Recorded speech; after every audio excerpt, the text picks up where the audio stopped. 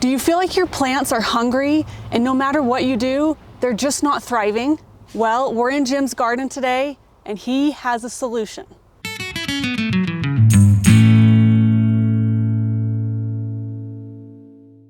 Welcome back, Provident Gardeners. We are in Jim Goss's garden again today, and what a blessing it is to be here. He is going to teach us today about the Mittleider formula of fertilizing and feeding your plants. So Jim, how did you discover this and how has it worked for you? I'm always reading and looking for information. And I'm always struggling because each type of plant needs a different amount of food, a different type of food. And then because you're in a semi-artificial or completely artificial soil, you've taken all of the stuff out.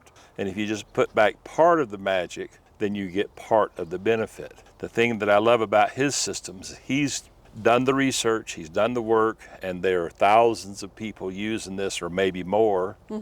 And you can either do it using petrochemical fertilizers or you can do the same thing using rock fertilizer, which means it can be completely free of the petrochemical. And the thing I love about it, once you understand how it works and how to use it, you're feeding each group of plants, each size of planter, the proper amount on a weekly basis. And so instead of waiting till they're starving to death and they've slowed down production, you just keep that production going. And you're not giving that much. And that is the surprising thing. Some of us like to garden organically. We don't like using artificial chemicals and sprays in our gardens. Now you're mentioning that this can still fit into that? You can. You have to do a little more research when you're buying your nitrogen, your potassium, your phosphate. You need to look where it comes from. And you can find people that bring theirs straight from rocks, very much like you get other food products from rock instead of it being refined, and you can get it from a very pure source. And the other thing that I really love, and this is a pure tea ad, they sell the rest of the magic. These are all the minerals and other things that you're missing if you're just using the nitrogen fertilizers.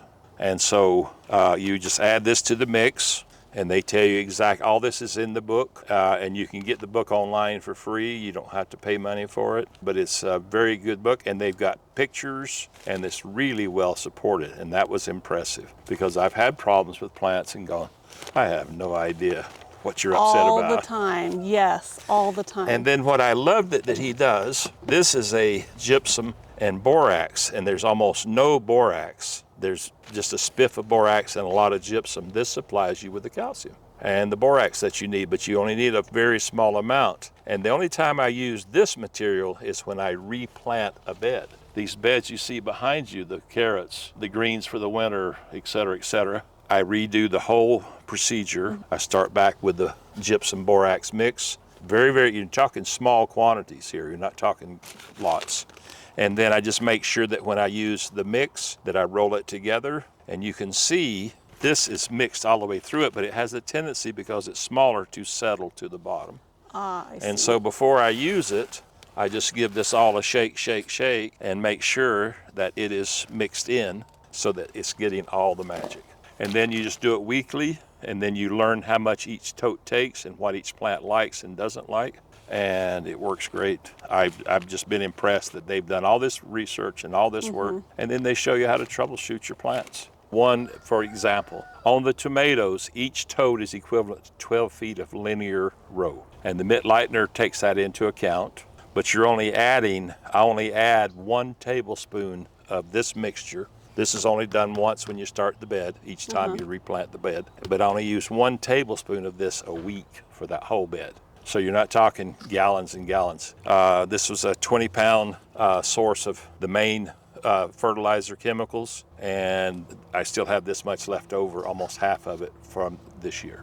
So Jim, with this mix, what exactly is in it? All right, we use the fertilizer of our choice, either petrochemical or from rocks, and that will let you be organic instead of using the petrochemicals. And then you add the supplements that you buy from them, and it includes all the other things that you're needing. Now, we also do add some of the magnesium sulfate. This has sodium borate in it, manganese sulfate, zinc sulfide, iron sulfate, copper sulfate, and they just flat out sulfate, chloride, and sodium molybdenate, and that gives you all the other minerals that you're missing even in soils that you have farmed for a while. It doesn't mean you're ever replacing them. This allows it to be replaced in a very small quantity, so the plant is getting just the finite amount it needs instead of being suddenly overwhelmed. But that's the thing I've enjoyed about his system, is they address the micronutrients which the plant needs, and each plant needs a different micronutrient